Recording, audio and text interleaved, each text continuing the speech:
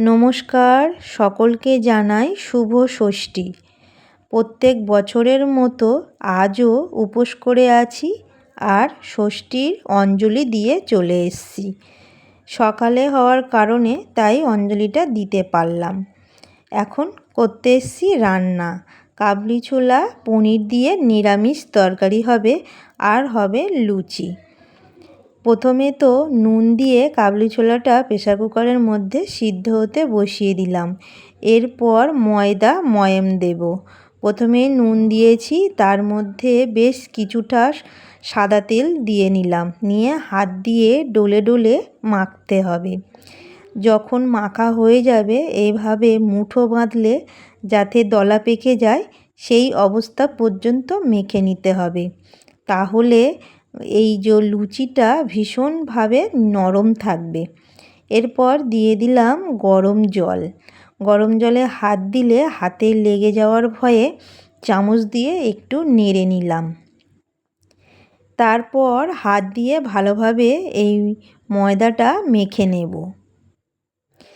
গরম জল দিয়ে মাখা আর এভাবে ময়াম দিয়ে মাখলে লুচি যত সময় থাকুক না কেন ভীষণভাবে নরম থাকে।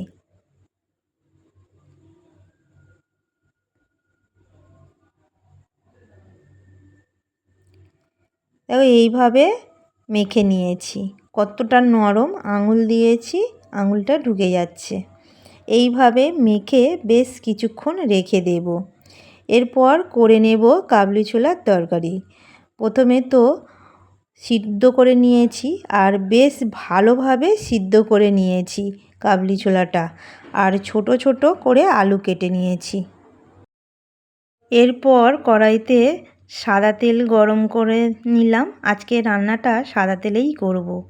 ওই যে টুকরো করে কেটে রাখা আলুগুলো ভালোভাবে ভেজে তুলে নিলাম। এবার টুকরো করা পনিরটাও ভেজে তুলে নিলাম।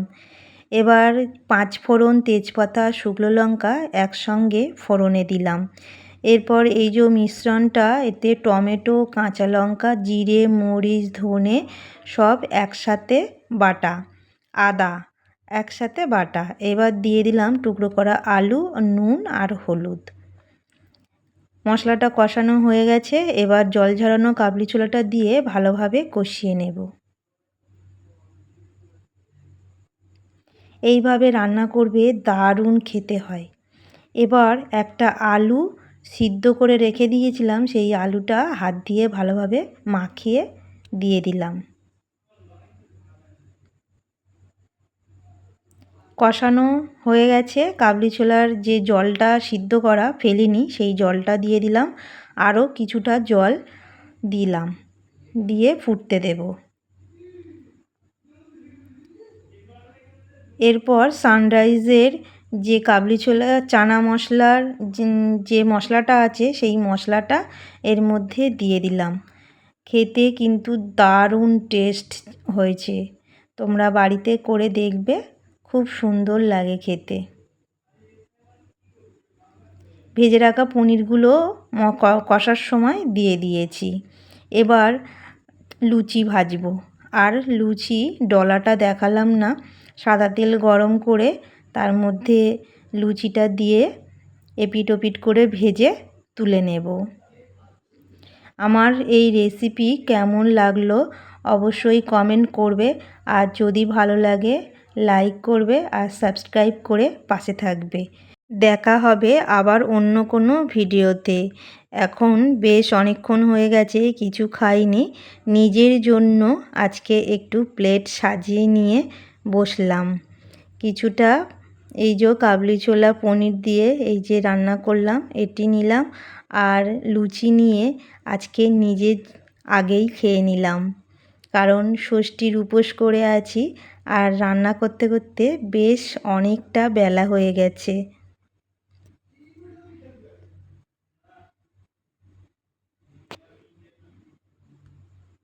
সত্যি সত্যি খেতে কিন্তু অসাধারণ হয়েছে, একদম জাস্ট ফাটাফাটি।